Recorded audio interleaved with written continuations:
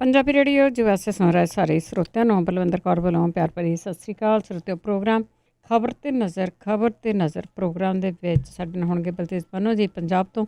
ਦੱਸਣਗੇ ਭਾਰਤ ਵਿੱਚ ਪੰਜਾਬ ਦੇ ਵਿੱਚ ਕੀ ਕੁਛ ਵਾਪਰਿਆ, ਖਬਰਾਂ ਤੇ ਨਜ਼ਰ ਮਾਰਾਂਗੇ। ਖਬਰਾਂ ਤੋਂ ਪਹਿਲਾਂ ਧੰਨਵਾਦ ਸਾਡੇ ਸਪਾਂਸਰ ਦਾ ਜਿਨ੍ਹਾਂ ਨੇ ਇਸ ਪ੍ਰੋਗਰਾਮ ਨੂੰ ਸਪਾਂਸਰ ਕੀਤਾ, ਸਭ ਤੱਕ ਪਹੁੰਚਾਇਆ।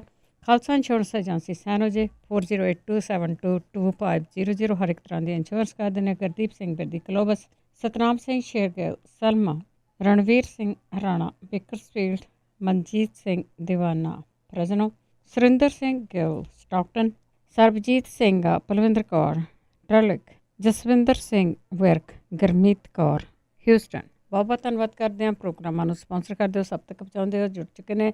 ਬਲਤੇਜ ਪੰਨੋ ਜੀ, ਸਤਿ ਸ਼੍ਰੀ ਅਕਾਲ, ਸਵਾਗਤ ਹੈ ਜੀ। ਜੀ ਧੰਨਵਾਦ ਜੀ, ਬਹੁਤ ਮਿਹਰਬਾਨੀ।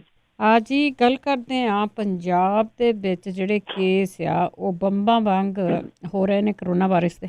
ਬਿਲਕੁਲ ਜੀ, ਜਿੰਨਾ ਕੰਟਰੋਲ ਸਟਾਰਟਿੰਗ ਦੇ ਵਿੱਚ ਰਿਹਾ ਜੀ ਓਨਾ ਹੀ ਆਊਟ ਆਫ ਕੰਟਰੋਲ ਬਹੁਤਾ ਕੁਝ ਜਿਹੜਾ ਜੀ ਉਹ ਹੁੰਦਾ ਜਾਪ ਰਿਹਾ। 500 ਤੋਂ ਗਿਣਤੀ ਜਿਹੜੀ ਹੈ ਜੀ ਉਹ ਕ੍ਰਾਸ ਕਰ ਗਈ ਹੋਈ ਆ। 20 ਮੌਤਾਂ ਚੁੱਕੀਆਂ ਜਿਹੜੀਆਂ ਹੋਈਆਂ ਨੇ।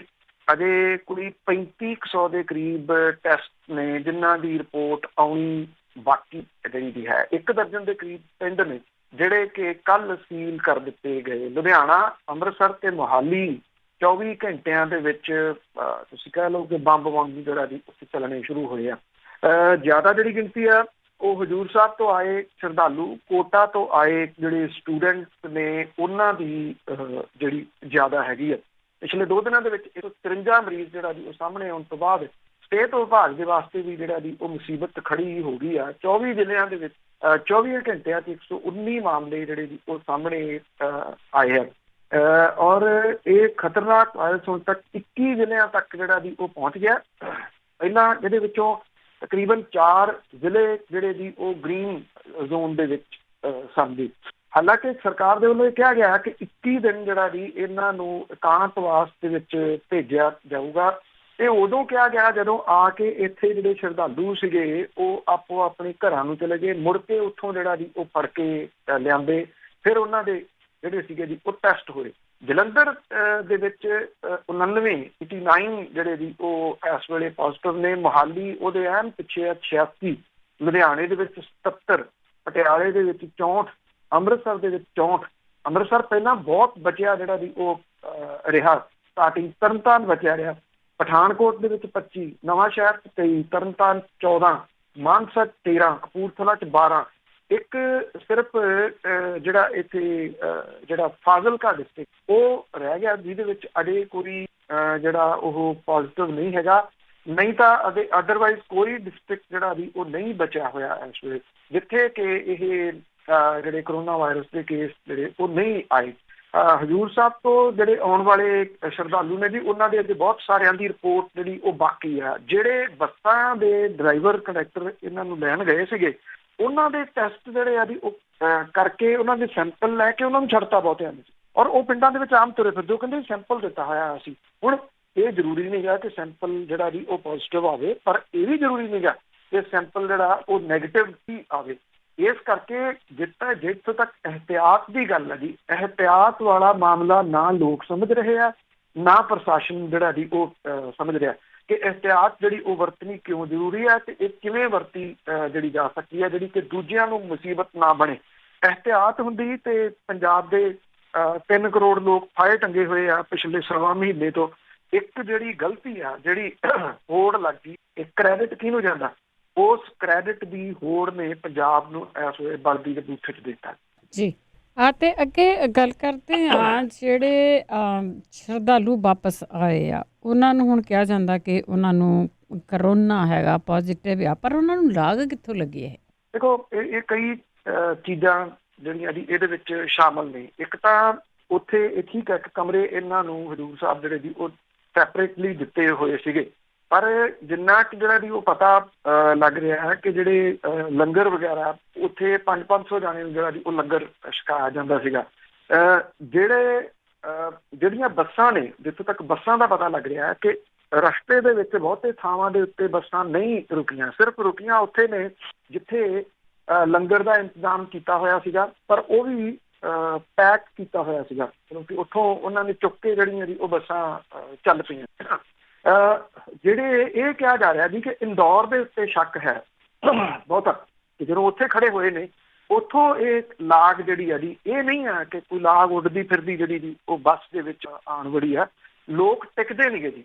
ਇਹ ਵੀ ਪਤਾ ਲੱਗ ਰਿਹਾ ਹੈ ਕਿ ਜਿਸ ਦਿਨ ਪਰਮਿਸ਼ਨ ਮਿਲੀ ਆ, ਸਰਕਾਰ ਨੇ ਹਰੀ ਝੰਡੀ ਦੇ ਦਿੱਤੀ ਵੀ ਠੀਕ ਹੈ ਪਰਮਿਸ਼ਨ ਹੋ ਗਈ, ਉਦੋਂ ਬਾਅਦ ਬੱਸਾਂ ਇੱਥੋਂ ਚੱਲਣੀਆਂ ਸੀਗੀਆਂ ਜੀ, ਉਹਦਾ ਇੰਤਜ਼ਾਮ ਕੀਤਾ ਗਿਆ, ਉਹ ਬੱਸਾਂ ਇੱਥੋਂ ਚੱਲੀਆਂ ਨੇ।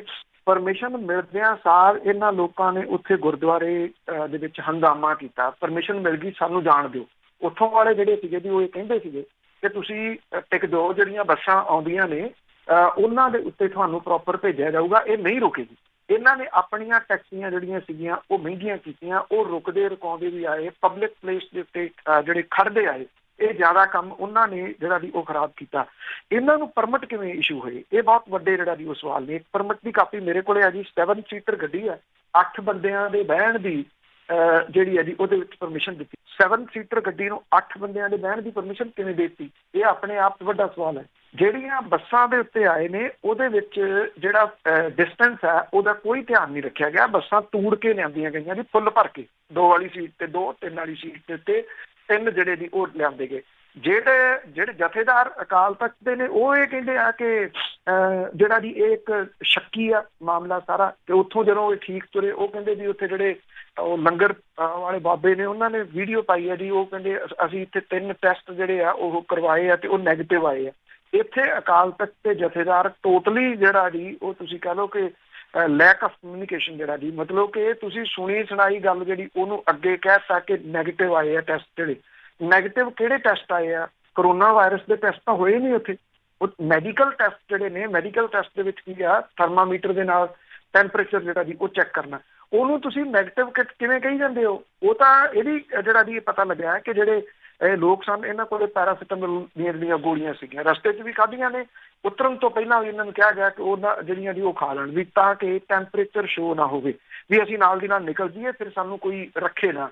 ਐਸੀ ਅਣਗਹਿਲੀ ਜਿਹੜੀ ਆ ਇਹ ਲੋਕਾਂ ਦੇ ਵੱਲੋਂ ਜਿਹੜੀ ਆ ਉਹ ਵਰਤੀ ਗਈ ਆ, ਔਰ ਜਿਹੜੀਆਂ ਇਹ ਅਣਗਹਿਲੀਆਂ ਨੇ ਇਹੀ ਇਸ ਵੇਲੇ ਮੁਸੀਬਤ ਦਾ ਕਾਰਨ ਜਿਹੜਾ ਜੀ ਉਹ ਬਣ ਰਹੀਆਂ ਨੇ।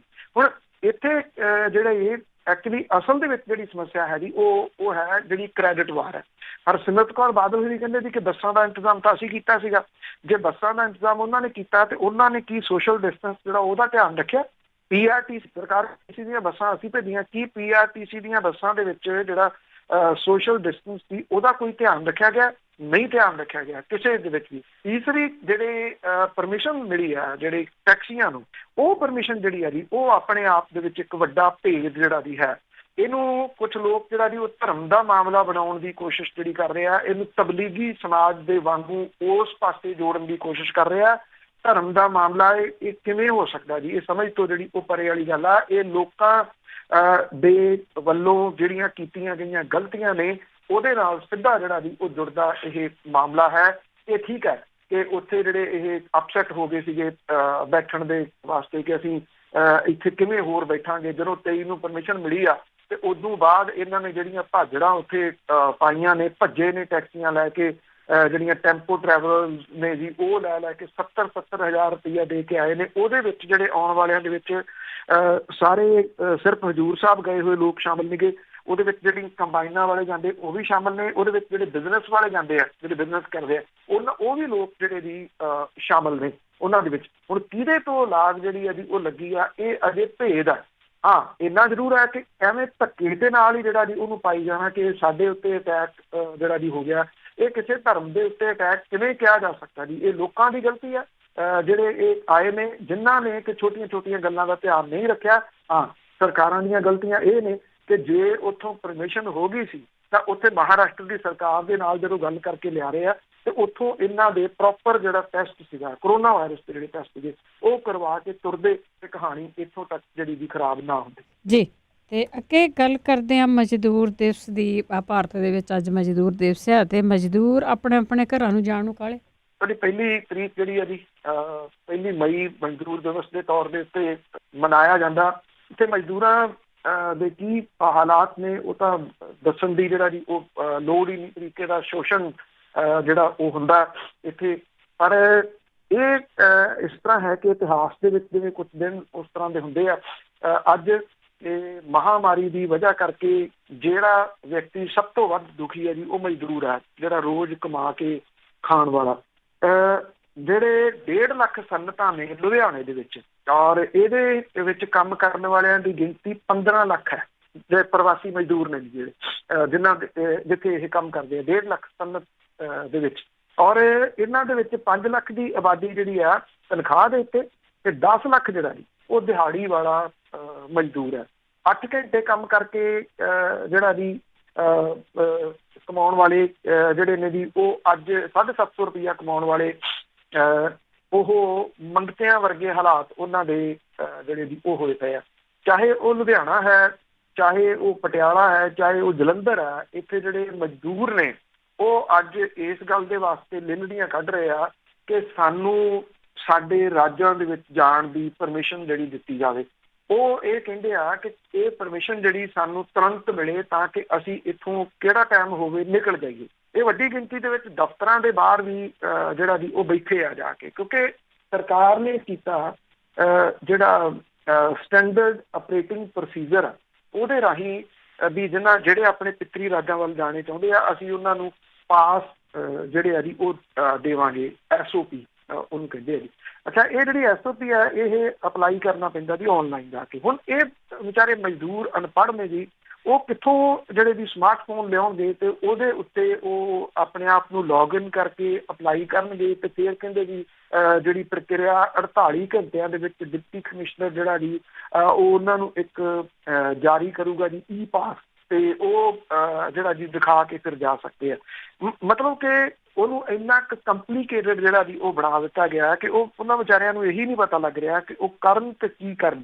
ਇਹ ਆਪਣੇ ਆਪ ਦੇ ਵਿੱਚ ਮੇਰੀ ਜਾਦੇ ਜਿਹੜੀਆਂ ਚੇਤੇ ਰੱਖਣ ਵਾਲੀਆਂ ਗੱਲਾਂ ਨੇ ਇਸ ਦਿਨ ਦੇ ਉੱਤੇ ਮਜ਼ਦੂਰ ਦਿਵਸ ਦੇ ਉੱਤੇ, ਉਹ ਇਹੀ ਗੱਲਾਂ ਨੇ ਕਿ ਅੱਜ ਦੇ ਦਿਨ ਜਿਹੜਾ 2020 ਦੇ ਵਿੱਚ ਮਜ਼ਦੂਰ ਦਿਵਸ ਆਇਆ ਉਹਦੇ ਵਿੱਚ ਇੰਡਸਟਰੀ ਦੇ ਵਿੱਚ ਕੰਮ ਕਰਨ ਵਾਲੇ ਲੋਕ, ਪੰਜਾਬ ਦੇ ਵਿੱਚ ਵੱਖ-ਵੱਖ ਕਿੱਤਿਆਂ ਨੂੰ ਸਾਂਭੀ ਬੈਠੇ ਲੋਕ, ਚਾਹੇ ਉਹ ਕੋਈ ਵੀ ਕਿੱਤਾ ਜੀ, ਰਾਜ ਮਿਸਤਰੀ ਦਾ ਹੈ, ਮਜ਼ਦੂਰ ਦਾ ਹੈ, ਲੱਕੜ ਦਾ ਕੰਮ ਹੈ, ਟਾਈਲਾਂ ਦਾ ਕੰਮ ਹੈ, ਪੱਥਰ ਦਾ ਕੰਮ ਹੈ, ਪਲੰਬਿੰਗ ਦਾ ਕੰਮ ਹੈ, ਸਭ ਕੰਮ ਜਿਹੜੇ ਜੀ ਇਹਨਾਂ ਪ੍ਰਵਾਸੀ ਮਜ਼ਦੂਰਾਂ ਨੇ ਸੰਭਾਲੇ ਹੋਏ ਆ।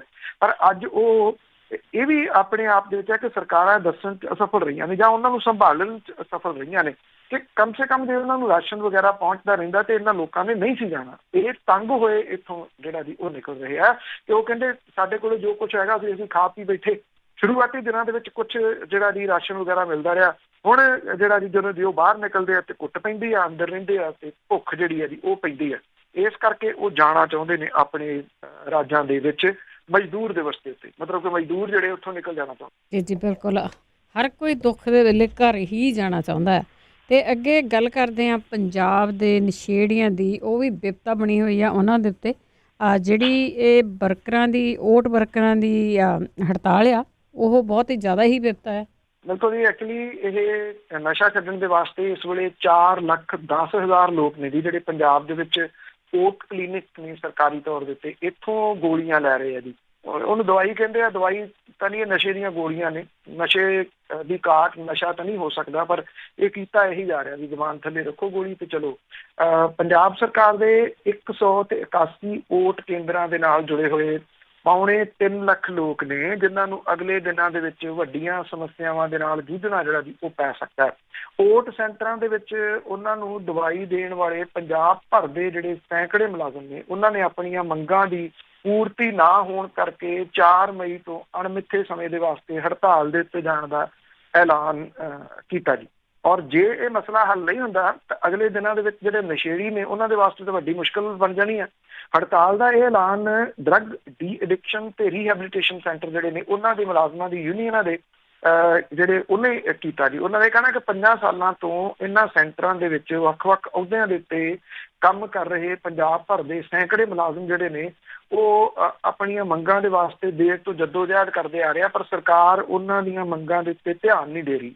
ਉਹ ਇਹ ਕਹਿੰਦੇ ਆ ਕਿ ਇਹਦੇ ਵਿੱਚੋਂ ਕੁਝ ਕੰਟਰੈਕਟ ਤੇ ਨੇ, ਬਹੁਤੇ ਆਊਟਸੋਰਸਿੰਗ ਦੇ ਰਾਹੀਂ ਰੱਖੇ ਹੋਏ ਨੇ, ਜਿਨ੍ਹਾਂ ਦੀ 50 ਲੱਖ ਦਾ ਬੀਮਾ ਕਰਨ ਸਣੇ ਰੈਗੂਲਰ ਕਰਨ ਦੀ ਮੰਗ ਵੀ ਉਹਨਾਂ ਨੇ ਜਿਹੜੀ ਰੱਖੀ ਹੋਈ ਆ। ਇਹ ਵੀ ਉਹ ਕਹਿੰਦੇ ਆ ਕਿ ਜੇ ਸਰਕਾਰ ਚਾਹੇ ਤਾਂ 2 ਸਾਲ ਦਾ ਜਿਹੜਾ ਪਰ ਕਾਲ ਦਾ ਰੱਖ ਕੇ ਤਨਖਾਹ ਭਾਵੇਂ 10,300 ਕਰ ਦੇਵੇ, ਪਰ ਰੈਗੂਲਰ ਸੇਵਾਵਾਂ ਕੀਤੀਆਂ ਜਾਣ। ਉਹ ਵੀ ਕਹਿੰਦੇ ਆ ਕਿ 2 ਤੇ 3 ਮਈ ਨੂੰ ਕਾਲੇ ਬਿੱਲੇ ਲਾ ਕੇ ਉਹ ਡਿਊਟੀ ਕਰਨਗੇ। ਜੇ ਸਰਕਾਰ ਨੇ ਨਾ ਮੰਨੀ ਤਾਂ ਉਹ 4 ਮਈ ਤੋਂ ਅਣਮਿੱਥੇ ਸਮੇਂ ਦੀ ਹੜਤਾਲ ਦੇ ਉੱਤੇ ਜਿਹੜਾ ਜੀ ਉਹ ਚਲੇ ਜਾਣਗੇ। ਜਿਹੜਾ ਨਸ਼ੇੜੀ ਬੰਦਾ ਜੀ ਉਹਨੂੰ ਜਦੋਂ ਨਸ਼ੇ ਦੀ ਤੋਟ ਲੱਗਦੀ ਆ ਫਿਰ ਉਹਨੂੰ ਗੋਲੀ ਜਿਹੜੀ ਉਹ ਚਾਹੀਦੀ ਆ। ਲਾਈਨਾਂ ਬੰਨ੍ਹ ਕੇ ਇਹ ਵੋਟ ਸੈਂਟਰਾਂ ਦੇ ਬਾਹਰ ਸਵੇਰ ਨੂੰ ਖੜੇ ਹੁੰਦੇ ਆ। ਜਿਵੇਂ ਤੁਹਾਨੂੰ ਦੱਸੀ ਹੈ ਜਿਹੜੀ ਗਿਣਤੀ ਜੀ 4 ਲੱਖ ਤੇ 10,000 ਹੈ। ਜੇ ਇਹ ਵੋਟ ਸੈਂਟਰਾਂ ਵਾਲੇ ਹੜਤਾਲ ਦੇ ਉੱਤੇ ਜਾਂਦੇ ਆ ਤੇ ਤੁਸੀਂ ਅੰਦਾਜ਼ਾ ਲਾ ਸਕਦੇ ਹੋ, ਕਿਉਂਕਿ ਸਾਰੇ ਲੋਕ ਜਾਣਦੇ ਨੇ ਕਿ ਜਿਹੜਾ ਇੱਕ ਨਸ਼ੇੜੀ ਆ ਜਦੋਂ ਉਹਨੂੰ ਤੋਟ ਲੱਗੀ ਤੇ ਉਹਨੂੰ ਅੱਗੋਂ ਸਮਾਨ ਨਾ ਮਿਲਿਆ ਫਿਰ ਉਹਦੇ ਹਾਲਾਤ ਜਿਹੜੇ ਜੀ ਉਹ ਕਿਹੋ ਜਿਹੇ ਹੋ ਜਾਂਦੇ ਆ। ਉਹ ਮਾਰਨ ਮਰਾਉਣ ਤੱਕ ਜਿਹੜਾ ਜੀ ਉਹ ਆ ਜਾਂਦਾ। ਅਜੇ ਯੂਨੀਅਨ ਕਹਿੰਦੀ ਹੈ ਕਿ ਸਾਡੀ ਗੱਲਬਾਤ ਵੀ ਸਰਕਾਰ ਦੇ ਨਾਲ ਹੋਈ, ਜੇ ਨਹੀਂ ਸ਼ੁਰੂ ਹੁੰਦੀ ਜੀ ਇਹ ਹੜਤਾਲ ਵੱਲ ਨੂੰ ਜਿਹੜਾ ਉਹ ਤੁਰਦੇ ਆ ਤੇ ਬਿਨਾਂ ਕਿਸੇ ਸ਼ੱਕ ਦੇ ਇੱਕ ਬਿਲਕੁਲ ਡਿਫਰੈਂਟ ਕਿਸਮ ਦੀ ਜਿਹੜੀ ਮੁਸੀਬਤ ਆ ਉਹ ਇੱਥੇ ਪੰਜਾਬ ਦੇ ਵਿੱਚ ਹੋਊਗੀ ਉਹਨਾਂ ਲੋਕਾਂ ਦੀ ਜਿਹੜੇ ਹਿੰਸਕ ਮੰਨੇ ਜਾਂਦੇ ਆ। ਹਿੰਸਕ ਇਸ ਕਰਕੇ ਮੰਨੇ ਜਾਂਦੇ ਵੀ ਜਿਹੜਾ ਨਸ਼ਾ ਕਰਨ ਵਾਲਾ ਉਹਨੂੰ ਪਤਾ ਨਹੀਂ ਲੱਗਦਾ ਉਹ ਕੀ ਕਰ ਰਿਹਾ, ਖਾਸ ਤੌਰ ਦੇ ਉੱਤੇ ਜਦੋਂ ਉਹਨੂੰ ਤੋਟ ਲੱਗਦੀ ਹੈ ਫਿਰ ਉਹਦੇ ਸਾਹਮਣੇ ਜਿਹੜਾ ਵੀ ਬੰਦਾ ਹੁੰਦਾ ਚਾਹੇ ਉਹਦਾ ਕੋਈ ਨੇੜਲਾ ਰਿਸ਼ਤੇਦਾਰ ਹੋਵੇ ਦੂਰ ਵਾਲਾ ਹੋਵੇ ਉਹ ਉਹਦੇ ਗੱਲ ਪੈ ਜਾਂਦਾ। ਜੀ ਬਿਲਕੁਲ। ਤੇ ਅੱਗੇ ਗੱਲ ਕਰਦੇ ਹਾਂ ਕਰਫਿਊ ਦੀ ਢਿੱਲ ਸੰਬੰਧੀ। ਅਜੇ ਕਈ ਜ਼ਿਲ੍ਹਿਆਂ ਦੇ ਵਿੱਚ ਭੰਬਲ ਭੂਸਾ ਹੀ ਹੈ। ਦੇਖੋ ਇਹ ਮੇਰਾ ਖਿਆਲ ਪਹਿਲੀ ਵਾਰੀ ਤੁਸੀਂ ਕਹਿ ਲਓ ਕਿ ਹੋਇਆ ਕਿ ਸਰਕਾਰ ਪ੍ਰਸ਼ਾਸਨ ਨੂੰ ਚਲਾਉਣ ਵਾਲੇ ਜਿਹੜੇ ਨੇ ਜੀ ਉਹਨਾਂ ਦੇ ਵਿਚਾਲੇ ਤਾਲਮੇਲ ਜਿਹੜਾ ਜੀ ਉਹ ਨਜ਼ਰ ਨਹੀਂ ਆ ਰਿਹਾ। ਬੜੀ ਹੈਰਾਨਗੀ ਵਾਲੀ ਗੱਲ ਹੈ ਜੀ। ਮੁੱਖ ਮੰਤਰੀ ਦਾ ਐਲਾਨ ਉਹਦਾ ਮਤਲਬ ਹੁੰਦਾ ਜੀ ਕੁਛ, ਪਰ ਇਹ ਜਿਸ ਤਰੀਕੇ ਦੇ ਨਾਲ ਐਲਾਨ ਕਰਵਾਇਆ ਗਿਆ ਇੱਥੇ ਬੁੱਧਵਾਰ ਨੂੰ ਜਦੋਂ ਸੰਬੋਧਨ ਕੀਤਾ ਮੁੱਖ ਮੰਤਰੀ ਹੋਰਾਂ ਨੇ, ਇੱਕ ਤਾਂ ਉਹਦੇ ਵਿੱਚ ਜ਼ੋਨ ਦਾ ਕੁਛ ਨਹੀਂ ਸੀਗਾ ਜੀ ਕਿ ਗ੍ਰੀਨ ਜ਼ੋਨ, ਪਿੰਕ ਜ਼ੋਨ ਤੇ ਰੈੱਡ ਜ਼ੋਨ ਦੀ ਕਿਹੜੀਆਂ ਦੁਕਾਨਾਂ ਖੁੱਲਣਗੀਆਂ ਕਿਹੜੀਆਂ ਨਹੀਂ ਖੁੱਲਣਗੀਆਂ, ਰੈੱਡ ਜ਼ੋਨ ਦੇ ਵਿੱਚ ਕਿਉਂ ਨਹੀਂ ਖੁੱਲਣਗੀਆਂ, ਉੱਥੇ ਕੋਈ ਛੋਟ ਦਿੱਤੀ ਜਾਊਗੀ ਨਹੀਂ, ਗ੍ਰੀਨ ਜ਼ੋਨ ਦੇ ਵਿੱਚ ਜੇ ਖੁੱਲਣਗੀਆਂ ਤਾਂ ਕਿਵੇਂ ਖੁੱਲਣਗੀਆਂ, ਹਾਂ ਐਲਾਨ ਕਰਵਾ ਦਿੱਤਾ ਗਿਆ। ਇਹ ਜਿਹੜੇ ਆਲੇ ਦੁਆਲੇ ਨੇ ਜੀ ਸਲਾਹਕਾਰ ਜਾਂ ਜਿਹੜੇ ਅਫਸਰ ਸਰਕਾਰ ਚਲਾ ਰਹੇ ਆ ਉਹਨਾਂ ਦੇ ਜਿਹੜੀਆਂ ਜੀ ਇਹ ਗਲਤੀਆਂ ਕੁਛ ਇਸ ਪੱਖੋਂ ਨੇ ਕਿ ਕ੍ਰੈਡਿਟ ਜਿਹੜਾ ਜੀ ਉਹ ਲਿਆ ਜਾਵੇ ਛੇਤੀ ਤੋਂ ਛੇਤੀ। ਇਹ ਦੱਸਿਆ ਜਾਵੇ ਕਿ ਮੁਲਕ ਭਰ ਦੇ ਵਿੱਚ ਜੇ ਕੋਈ ਇਸ ਵੇਲੇ ਸਭ ਤੋਂ ਤੇਜ਼ੀ ਦੇ ਨਾਲ ਫੈਸਲੇ ਲੈ ਰਿਹਾ ਤਾਂ ਉਹ ਆਹ ਬੰਦਾ ਵੀ ਅੱਛਾ। ਉਹ ਇਹ ਕੱਚ ਘਰੜ ਐਲਾਨ ਜਿਹੜੇ ਸੀ ਉਹ ਕੀਤੇ ਗਏ। ਜਦੋਂ ਐਲਾਨ ਕੀਤਾ ਗਿਆ ਰੌਲਾ ਪੈ ਗਿਆ। ਉਸ ਤੋਂ ਬਾਅਦ ਐਡਵਾਈਜ਼ਰੀ ਜਿਹੜੀ ਜੀ ਜਾਰੀ ਕੀਤੀ ਗਈ 1.5 ਘੰਟੇ ਬਾਅਦ ਕਿ ਜੀ ਇਹਦੇ ਸੰਬੰਧੀ ਜਿਹੜੀਆਂ ਦੁਕਾਨਾਂ ਨੇ ਉਹ ਰੈੱਡ ਜ਼ੋਨ ਵਾਲੀਆਂ ਨਹੀਂ ਖੁੱਲਣਗੀਆਂ, ਗ੍ਰੀਨ ਜ਼ੋਨ ਵਾਲੀਆਂ ਖੁੱਲਣਗੀਆਂ, ਪਿੰਕ ਜ਼ੋਨ ਦੇ ਵਿੱਚ ਕੁਛ ਜਿਹੜਾ ਜੀ ਸ਼ਰਤਾਂ ਦੇ ਤਹਿਤ ਇਹ ਦੁਕਾਨਾਂ ਖੁੱਲਣਗੀਆਂ। ਇਹ ਐਡਵਾਈਜ਼ਰੀ ਅਜੇ ਪੜ੍ਹ ਕੇ ਹਟੇ ਸੀ ਤੇ ਉਦੋਂ ਘੰਟਾ ਕੁ ਬਾਅਦ ਇੱਕ ਐਡਵਾਈਜ਼ਰੀ ਹੋਰ ਆ ਗਈ ਕਿ ਜੀ ਨਹੀਂ ਡਿਪਟੀ ਕਮਿਸ਼ਨਰ ਜਿਹੜੇ ਨੇ ਉਹਨਾਂ ਦੇ ਉੱਤੇ ਛੱਡ ਦਿੱਤਾ ਗਿਆ ਕਿ ਡਿਪਟੀ ਕਮਿਸ਼ਨਰ ਜਿਹੜੇ ਆ ਉਹ ਫੈਸਲਾ ਲੈਣਗੇ ਕਿ ਇਹ ਦੁਕਾਨਾਂ ਖੁੱਲਣੀਆਂ ਕਿ ਨਹੀਂ ਖੁੱਲਣੀਆਂ, ਕਿਹੜੀਆਂ ਦੁਕਾਨਾਂ ਜਿਹੜੀਆਂ ਦੀ ਉਹ ਖੁੱਲਣੀਆਂ ਨੇ। ਕੱਲ ਜਿਹੜਾ ਜੀ ਉਹ ਹੋਇਆ ਇਹ ਕਿ ਕੁਛ ਲੋਕ ਬਾਹਰ ਨਿਕਲੇ ਤੇ ਦੁਕਾਨਾਂ ਖੋਲਣ ਦੇ ਵਾਸਤੇ। ਜਦੋਂ ਬਾਹਰ ਨਿਕਲੇ ਤੇ ਪੁਲਿਸ ਵਾਲਿਆਂ ਦੇ ਡੰਡੇ ਸੀਗੇ ਜੀ। ਉਹ ਕਹਿੰਦੇ ਤੁਹਾਨੂੰ ਕਿਹਨੇ ਕਿਹਾ ਦੁਕਾਨਾਂ ਜਿਹੜੀਆਂ ਉਹ ਖੁੱਲਣੀਆਂ? ਉਹ ਕਹਿੰਦੇ ਮੁੱਖ ਮੰਤਰੀ ਨੇ ਕਿਹਾ। ਉਹ ਕਹਿੰਦੇ ਸਾਡੇ ਕੋਲੇ ਕੋਈ ਐਲਾਨ ਨਹੀਂ, ਸਾਡੇ ਕੋਲੇ ਤਾਂ ਡਿਪਟੀ ਕਮਿਸ਼ਨਰ ਦਾ ਐਲਾਨ ਹੈ ਬਈ ਕੋਈ ਕਰਫਿਊ ਦੇ ਵਿੱਚ ਜਿਹੜੀ ਆ ਉਹ ਢਿੱਲ ਨਹੀਂ ਦਿੱਤੀ ਜਾ ਰਹੀ। ਲੁਧਿਆਣੇ ਦੇ ਵਿੱਚ ਥੋੜ੍ਹੀਆਂ ਜਿਹੀਆਂ ਦੁਕਾਨਾਂ ਜਿਹੜੀਆਂ ਦੀ ਉਹ ਖੁੱਲੀਆਂ। ਅੰਮ੍ਰਿਤਸਰ ਦੇ ਵਿੱਚ ਕੁਛ ਥਾਵਾਂ ਦੇ ਉੱਤੇ ਦੁਕਾਨਾਂ ਜਿਹੜੀਆਂ ਦੀ ਉਹ ਖੁੱਲੀਆਂ ਔਰ ਜਿਹੜੀਆਂ ਇਹ ਦੁਕਾਨਾਂ ਖੁੱਲੀਆਂ ਉਹਨਾਂ ਨੂੰ ਫਿਰ ਪੁਲਿਸ ਨੇ ਜਿਹੜਾ ਕਿ ਉਹ ਤੁਰੰਤ ਬੰਦ ਕਰਵਾਤਾ। ਵੀ ਹੁਕਮ ਇਹ ਨੇ ਕਿ ਦੁਕਾਨਾਂ ਨਹੀਂ ਖੁੱਲਣਗੀਆਂ। ਇਹ ਅੱਜ ਵੀ ਜਿਹੜਾ ਰਾਤ ਤੱਕ ਉਡੀਕਿਆ ਜਾ ਰਿਹਾ ਸੀਗਾ ਕਿ ਕੋਈ ਨਾ ਕੋਈ ਐਡਵਾਈਜ਼ਰੀ ਜਿਹੜੀ ਨਵੀਂ ਆਊਗੀ ਜਿਹੜੀ ਕਿ ਲੋਕਾਂ ਨੂੰ ਇਸ ਭੰਬਲ ਭੂਸੇ ਦੇ ਵਿੱਚੋਂ ਕੱਢੂਗੀ ਕਿ ਇਹ ਦੁਕਾਨਾਂ ਖੁੱਲਣੀਆਂ ਨੇ ਜਾਂ ਨਹੀਂ ਖੁੱਲਣੀਆਂ। ਜੇ ਖੁੱਲਣੀਆਂ ਨੇ ਤਾਂ ਕਿਹੜੇ ਤਰੀਕੇ ਦੇ ਨਾਲ ਖੁੱਲਣੀਆਂ ਨੇ। ਇੱਕ ਡਿਪਟੀ ਕਮਿਸ਼ਨਰ ਨੇ ਜਿਨ੍ਹਾਂ ਨੇ ਐਡਵਾਈਜ਼ਰੀ ਜਾਰੀ ਕੀਤੀ ਆਪਣੇ ਤੌਰ ਦੇ ਉੱਤੇ, ਮੈਂ ਉਹ ਪੜ੍ਹ ਰਿਹਾ ਸੀਗਾ। ਉਹਦੇ ਵਿੱਚ ਹੈਰਾਨਗੀ ਵਾਲੀ ਗੱਲ ਇਹ ਆ ਕਿ ਕੋਈ ਉਹਨਾਂ ਨੇ ਜਿਹੜਾ ਬਿਜ਼ਨਸ ਆ ਉਹ ਛੱਡਿਆ ਨਹੀਂ ਕਿ ਜਿਹੜੀ ਦੁਕਾਨ ਦੀ ਜਿਹੜੀ ਗੱਲ ਕਰਦੇ ਆ ਕਿ ਕਿਹੜੀਆਂ ਦੁਕਾਨਾਂ ਜਿਹੜੀਆਂ ਉਹ ਖੁੱਲਣੀਆਂ ਨੇ, ਕਿਹੜੀਆਂ ਖੁੱਲਣਗੀਆਂ। ਉਹਦੇ ਵਿੱਚ ਹਾਂ ਇੰਨਾ ਜ਼ਰੂਰ ਹੈ ਕਿ ਉਹ ਆਪਣੇ ਤੌਰ ਦੇ ਉੱਤੇ ਇੰਨਾ ਜ਼ਰੂਰ ਉਹਨਾਂ ਨੇ ਕੀਤਾ ਕਿ ਇੱਕ ਵੰਡ ਜਿਹੜੀ ਦੀ ਉਹ ਕਰ ਦਿੱਤੀ। ਵੰਡ ਤਾਂ ਤੁਹਾਨੂੰ ਕਿਤੇ ਨਾ ਕਿਤੇ ਕਰਨੀ ਪਈ। ਵੰਡ ਦੇ ਤਰੀਕੇ ਦੇ ਨਾਲ ਜਿਹੜਾ ਜੀ ਉਹ ਖੁੱਲੂਗਾ ਤੇ ਵੱਖਰੀ ਗੱਲ ਹੈ ਜੀ। ਉਹਦੇ ਵਿੱਚ ਜਿਹੜੇ ਉਹ ਇਹ ਕਹਿ ਰਹੇ ਨੇ ਕਿ ਸਟੈਬਲਿਸ਼ਮੈਂਟ ਐਕਟ ਦੇ ਅਧੀਨ ਕਹਿੰਦੇ ਜੀ ਇਹ ਖੁੱਲਣਗੀਆਂ। ਮਲਟੀ ਬ੍ਰਾਂਡ ਸਿੰਗਲ ਬ੍ਰਾਂਡ ਜਿਹੜੇ ਜੀ ਉਹ ਛੱਡੇ ਜਾਣਗੇ। 7 ਤੋਂ 11 ਤੱਕ ਖੁੱਲਣਗੀਆਂ। ਮੰਗਲਵਾਰ ਸ਼ੁੱਕਰਵਾਰ ਨੂੰ ਜਿਹੜੀਆਂ ਦੁਕਾਨਾਂ ਖੁੱਲਣਗੀਆਂ ਜੀ ਕੱਪੜੇ, ਫੈਬਰਿਕ, ਅਸੈਸਰੀ, ਦਰਜੀਆਂ ਦੀਆਂ ਦੁਕਾਨਾਂ, ਗਹਿਣੇ, ਜਿਹੜੀਆਂ ਕਾਸਮੈਟਿਕ ਦੀਆਂ ਦੁਕਾਨਾਂ, ਬੱਚਿਆਂ ਦੇ ਸਮਾਨ ਵਾਲੀਆਂ, ਬੈਗਸ, ਕਰੋਕਰੀ, ਰਸੋਈ, ਘਰੇਲੂ ਉਪਕਰਨ, ਇਲੈਕਟ੍ਰੋਨਿਕ ਜਿਹੜੀਆਂ ਚੀਜ਼ਾਂ। ਫਿਰ ਕਹਿੰਦੇ ਸੋਮਵਾਰ ਨੂੰ ਮੋਬਾਇਲ ਰਿਪੇਅਰ ਦੀਆਂ ਦੁਕਾਨਾਂ, ਕੰਪਿਊਟਰ ਰਿਪੇਅਰ, ਬਿਲਡਿੰਗ ਦੀ ਉਸਾਰੀ ਵਾਸਤੇ ਪੇਂਟ, ਵੈਨਿਸ਼ਿੰਗ, ਕਾਰਪੈਂਟਰੀ। ਫਿਰ ਆਟੋਮੋਬਾਈਲਸ ਦੀਆਂ ਜਿਹੜੀਆਂ ਦੀ ਆ ਗਈਆਂ, ਕਿ ਆਟੋਮੋਬਾਈਲਸ ਦੇ ਨਾਲ ਆਹ ਜਿਹੜੀਆਂ ਦੀ ਖੁੱਲਣਗੀਆਂ। ਫਿਰ ਮੀਟ ਦੀਆਂ ਦੁਕਾਨਾਂ ਜਿਹੜੀਆਂ ਦੀ ਉਹ ਖੋਲੀਆਂ ਜਾਣਗੀਆਂ। ਫਿਰ ਹਲਵਾਈਆਂ ਤੇ ਆ ਗਏ ਜੀ। ਮਤਲਬ ਕਿ ਕੁਛ ਛੱਡਿਆ ਹੀ ਨਹੀਂ। ਜਾਂ ਤਾਂ ਤੁਸੀਂ ਕਹੋ ਖੁੱਲਣੀਆਂ ਨੇ, ਜਾਂ ਤੁਸੀਂ ਕਹੋ ਕਿ ਨਹੀਂ ਖੁੱਲਣੀਆਂ। ਇੱਕ ਪਾਸੇ ਜਿਹੜੀ ਦੀ ਉਹ ਗੱਲ ਹੋਵੇ, ਜਾਂ ਜਿਹੜਾ ਜੀ ਇਹਦੀ ਜ਼ੋਨ ਵੰਡ ਹੋਵੇ ਕਿ ਜ਼ੋਨ ਦੇ ਹਿਸਾਬ ਦੇ ਨਾਲ ਖੁੱਲਣੀਆਂ ਨੇ। ਸ਼ਹਿਰਾਂ ਨੂੰ ਜ਼ੋਨ ਦੇ ਵਿੱਚ ਵੰਡ ਲਓ, 4 ਜ਼ੋਨ ਬਣਾ ਲਓ। ਵੱਡੇ ਸ਼ਹਿਰਾਂ ਦੇ 6 ਜ਼ੋਨ ਬਣਾ ਲਓ। 2-2 ਘੰਟੇ ਦੀ, ਜੇ 6 ਤੁਸੀਂ ਬਣਾਉਂਦੇ ਹੋ 12 ਘੰਟੇ ਬਣ ਜਾਂਦੇ ਆ। 7 ਤੋਂ 7 ਤੱਕ 12 ਹੋ ਗਏ। 7 ਤੋਂ 9 ਇੱਕ ਜ਼ੋਨ ਖੋਲੋ 2 ਘੰਟੇ, ਉਹ ਜ਼ੋਨ ਬੰਦ ਹੋਵੇ, ਦੂਸਰਾ ਜ਼ੋਨ ਖੋਲ ਦੇ, ਉਹ ਬੰਦ ਹੋਵੇ, ਉਸ ਤੋਂ ਅਗਲਾ ਜ਼ੋਨ ਜਿਹੜਾ ਜੀ ਖੋਲ ਦੇ। ਸ਼ਾਮ ਦੇ 7 ਵਜੇ ਤੱਕ ਇੱਕ ਤਾਂ ਫੋਰਸ ਨੂੰ ਸੌਖਾ ਰਹੂਗਾ, ਇੱਕ ਲੋਕਾਂ ਦੀ ਭੀੜ ਜਿਹੜੀ ਨਹੀਂ ਲੱਗੂਗੀ, ਦੂਸਰਾ ਕਿਸੇ ਕਿਸਮ ਦੇ ਵਹੀਕਲ ਜਿਹੜੇ ਆ ਜੀ ਉਹ ਚਲਾਉਣ ਦੇ ਉੱਤੇ ਪਾਬੰਦੀਆਂ ਹੋਣ। ਇਹ ਕੁਝ ਵੀ ਐਲਾਨ ਜਿਹੜਾ ਜੀ ਸਪਸ਼ਟ ਨਹੀਂ ਕਰਦੇ। ਇੱਥੇ ਜਿਹੜਾ ਤੁਸੀਂ ਕਹਿ ਲਓ ਕਿ ਹਰੇਕ ਜਿਹੜੇ ਨੇ ਉਹ ਆਪੋ ਆਪਣਾ ਘੋੜੇ ਜਿਹੜੇ ਦੀ ਉਹ ਭਜਾਈ ਫਿਰਦੇ ਆ। ਕੋਈ ਕਿਸੇ ਤਰੀਕੇ ਨਾਲ ਲੱਗਿਆ ਹੋਇਆ, ਕੋਈ ਕਿਸੇ ਤਰੀਕੇ ਨਾਲ ਲੱਗਿਆ ਹੋਇਆ। ਇਉਂ ਲੱਗ ਰਿਹਾ ਜੀ ਕਿ ਜਿਹੜੀ ਇੱਥੇ ਫਾਰਮ ਹਾਊਸ ਤੋਂ ਚੱਲਦੀ ਸਰਕਾਰ ਹੈ ਜੀ, ਉਹਦਾ ਜਾਂ ਤਾਂ ਸੁਨੇਹਾ ਇੱਥੇ ਪਹੁੰਚ ਨਹੀਂ ਰਿਹਾ, ਜਾਂ ਕੋਈ ਉਹਨੂੰ ਸੁਣਨਾ ਨਹੀਂ ਚਾਹੁੰਦਾ, ਜਾਂ ਸੁਣਾਉਣਾ ਵੀ ਨਹੀਂ ਚਾਹੁੰਦੇ। ਗੱਲ ਤਾਂ ਇਹ ਵੀ ਆ। ਅਤੇ ਅੱਗੇ ਗੱਲ ਕਰਦੇ ਹੈਗੇ ਆ ਮਹਾਰਾਸ਼ਟਰ ਦੇ ਵਿੱਚ ਕਰੋਨਾ ਵਾਇਰਸ ਦੀ ਗਿਣਤੀ 10,000 ਤੋਂ ਵੀ ਟੱਪੀ। ਬਿਲਕੁਲ ਜੀ। ਐਕਚੁਅਲੀ ਜਿਹੜਾ ਜੀ ਜੇ ਓਵਰਆਲ ਆਪਾਂ ਜਿਹੜੀ ਗੱਲ ਕਰੀਏ ਤਾਂ ਓਵਰਆਲ ਜਿਹੜੇ ਕੇਸ ਆ ਉਹ ਵੱਧ ਰਹੇ ਆ ਜੀ ਸਾਰੇ ਜਗ੍ਹਾ ਦੇ। ਔਰ ਜੇ ਜਿਹੜੀ ਮੌਜੂਦਾ ਇਸ ਵੇਲੇ ਜਿਹੜਾ ਮੀਟਰ ਚੱਲ ਰਿਹਾ ਉਹ 34,864 ਕੇਸ ਜਿਹੜੇ ਆ ਉਹ ਦੱਸ ਰਿਹਾ। ਔਰ 9,000 ਤੋਂ ਜ਼ਿਆਦਾ ਮਰੀਜ਼ ਕਹਿੰਦੇ ਜੀ ਠੀਕ ਹੋ ਚੁੱਕੇ ਹੋਏ ਆ। ਮਹਾਰਾਸ਼ਟਰ ਦੇ ਵਿੱਚ ਸਭ ਤੋਂ ਜ਼ਿਆਦਾ 583 ਲੋਕ ਜਿਹੜੇ ਜੀ ਉਹ ਆਏ। ਗੁਜਰਾਤ ਦੇ ਵਿੱਚ 313, ਰਾਜਸਥਾਨ 'ਚ 144, ਪੰਜਾਬ ਦੇ ਵਿੱਚ 105 ਕੇਸ ਜਿਹੜਾ ਜੀ ਉਹ ਆਏ। ਪੰਜਾਬ ਵੀ ਬੜੀ ਤੇਜ਼ੀ ਦੇ ਨਾਲ ਜਿਹੜਾ ਜੀ ਇੱਥੇ ਵਧੇ ਕੇਸ। ਪੰਜਾਬ ਜੇ ਆਪਾਂ ਇਹਨੂੰ ਰਾਜਸਥਾਨ, ਗੁਜਰਾਤ ਤੇ ਮਹਾਰਾਸ਼ਟਰ ਦੇ ਜਿਹੜੀ ਵਸੋਂ ਮੁਤਾਬਕ, ਏਰੀਏ ਮੁਤਾਬਕ ਲਾਈਏ ਤਾਂ ਪੰਜਾਬ ਬਹੁਤ ਛੋਟਾ ਜਿਹਾ ਸੂਬਾ ਆ ਜੀ। ਔਰ ਇੱਥੇ ਜਿਹੜਾ ਜੀ 10,000 ਨੂੰ ਗਿਣਤੀ ਮਹਾਰਾਸ਼ਟਰ ਦੇ ਵਿੱਚ ਜਿਹੜੀ ਜੀ ਉਹ ਕ੍ਰੋਸ ਕਰ ਗਈ। ਜਿਹੜਾ ਕੇਂਦਰੀ ਸਿਹਤ ਮੰਤਰਾਲਾ ਉਹਦੇ ਅਨੁਸਾਰ ਜਿਹੜਾ ਜੀ 33,000 ਗਿਣਤੀ ਜਿਹੜੀ ਜੀ ਇੱਥੇ ਹੈ। ਉਹ ਕਹਿੰਦੇ ਕਿ 24,162 ਦਾ ਇਲਾਜ ਜਿਹੜਾ ਉਹ ਚੱਲ ਰਿਹਾ ਇੱਥੇ। ਜਿਹੜੇ ਪ੍ਰਧਾਨ ਮੰਤਰੀ ਨੇ ਉਹਨੇ ਮੰਤਰੀਆਂ ਦੇ ਨਾਲ ਜਿਹੜੀ ਹੈ ਜੀ ਉਹ ਮੀਟਿੰਗ ਕੀਤੀ ਹੈ। ਔਰ ਜਿਹੜਾ ਮਹਾਰਾਸ਼ਟਰ ਹੈ ਜੀ ਉੱਥੇ ਜਿਹੜੇ ਅੰਕੜੇ ਨੇ ਉਹ ਖਾਸ ਤੌਰ ਦੇ ਉੱਤੇ ਉੱਥੋਂ ਜ਼ਿਆਦਾ ਆ ਰਹੇ ਆ ਜੀ। ਜਿਹੜੇ ਬਸਤੀਆਂ ਵਾਲਾ ਏਰੀਆ ਹੈ ਉਹ ਅਜੇ ਵੀ ਵੱਡੀ ਫਿਕਰਮੰਦੀ ਜਿਹੜੀ ਹੈ ਜੀ ਉਹ ਬਣਿਆ ਹੋਇਆ। ਇੱਥੋਂ ਤੱਕ ਮੱਧ ਪ੍ਰਦੇਸ਼ ਦੀ ਗੱਲ ਆ, ਉੱਥੇ ਵੀ ਮਾਮਲੇ ਜਿਹੜੇ ਜੀ ਉਹ ਨਵੇਂ ਤੇਜ਼ੀ ਦੇ ਨਾਲ ਸਾਹਮਣੇ ਆ ਰਹੇ ਆ। ਉੱਤਰ ਪ੍ਰਦੇਸ਼ ਦੇ ਵਿੱਚ ਵੀ ਇਹ ਮਾਮਲੇ ਜਿਹੜੇ ਆ ਉਹ ਵਧੇ ਆ। ਔਰ ਜਿਹੜੇ ਧਾਰਵੀ ਹੈ ਮਹਾਰਾਸ਼ਟਰ ਦੀ, ਜਿਹਦਾ ਜ਼ਿਆਦਾ ਫਿਕਰਮੰਦੀ ਹੈ ਜੀ, ਉੱਥੇ 25 ਕੇਸ ਨਵੇਂ ਇੱਕ ਦਿਨ ਦੇ ਵਿੱਚ ਜਿਹੜੇ ਉਹ ਆਏ ਆ। ਔਰ ਉੱਥੇ ਗਿਣਤੀ ਜਿਹੜੀ ਆ ਉਹ 400 ਦੇ ਨੇੜੇ ਚਲੇ ਗਈ ਆ। ਇਸ ਜਿਹੜੀ ਝੁੱਗੀ ਝੌਂਪੜੀ ਵਾਲਾ ਏਰੀਆ, ਏਸ਼ੀਆ ਦਾ ਸਭ ਤੋਂ ਵੱਡਾ ਝੁੱਗੀ ਝੌਂਪੜੀ ਵਾਲਾ ਏਰੀਆ ਜਿਹੜਾ ਜੀ ਉਹ ਸਮਝਿਆ ਜਾ ਰਿਹਾ।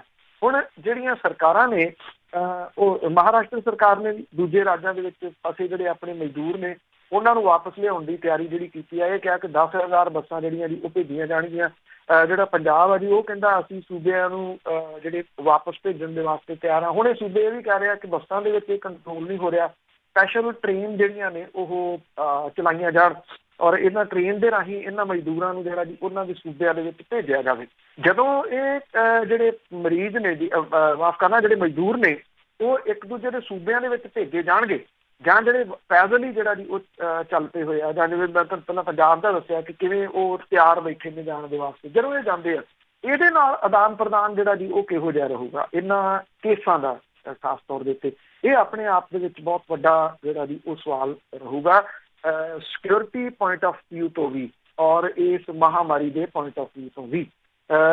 ਜਿਹੜੀਆਂ ਇਹ ਹੈ ਜੀ ਕਿ ਇਸ ਵੇਲੇ ਜਿਹੜੀ ਨਿਗਾਹ ਬਹੁਤੀ ਇਸ ਗੱਲ ਦੇ ਉੱਤੇ ਲੱਗੀ ਹੋਈ ਹੈ ਕਿ ਕੇਂਦਰ ਦੇ ਵੱਲੋਂ ਹੁਣ ਅਗਲਾ ਐਲਾਨ ਜਿਹੜਾ ਜੀ ਉਹ ਕੀ ਕੀਤਾ ਜਾਂਦਾ ਲੋਕਡਾਊਨ ਦੇ ਬਾਰੇ ਦੇ ਵਿੱਚ। ਕੀ ਲੋਕਡਾਊਨ ਦੇ ਵਿੱਚ ਕੁਛ ਜਿਹੜੀ ਹੈ ਜੀ ਛੋਟ ਦਿੱਤੀਆਂ ਜਾਂਦੀਆਂ ਨੇ ਜੇ ਛੋਟ ਦਿੱਤੀਆਂ ਜਾਂਦੀਆਂ ਨੇ ਤੇ ਜਿਹੜੇ ਰਾਜ ਇਸ ਵੇਲੇ ਮੰਗ ਕਰ ਰਹੇ ਆ ਕਿ ਮਜ਼ਦੂਰ ਜਿਹੜੇ ਦੀ ਉਹ ਜਾਣਾ ਚਾਹੁੰਦੇ ਨੇ ਉਹਨਾਂ ਨੂੰ ਪਰਮਿਸ਼ਨ ਦਿੱਤੀ ਜਾਵੇ, ਉਹਦੀ ਪਰਮਿਸ਼ਨ ਦਾ ਕੀ ਬਣਦਾ, ਕਿਵੇਂ ਦਿੱਤੀ ਜਾਂਦੀ ਹੈ ਤੇ ਖਾਸ ਤੌਰ ਦੇ ਤੇ ਉਹਨਾਂ ਨੂੰ ਉਹਨਾਂ ਰਾਜਾਂ ਦੇ ਵਿੱਚ ਪਹੁੰਚਾਇਆ ਕਿਵੇਂ ਜਾਂਦਾ ਜੀ। ਇਹ ਲਗਭਗ ਹੱਥ ਜਿਹੜੇ ਆ ਜੀ ਉਹ ਖੜੇ ਕਰ ਦਿੱਤੇ ਆ ਸਰਕਾਰਾਂ ਨੇ ਕਿ ਬੱਸਾਂ ਵਾਲਾ ਕੰਮ ਸਾਡੇ ਕੋਲੋਂ ਨਹੀਂ ਜ਼ਿਆਦਾ ਜਿਹੜਾ ਚੱਲਣਾ, ਇਹ ਟ੍ਰੇਨ ਚਲਾਓ ਜੀ।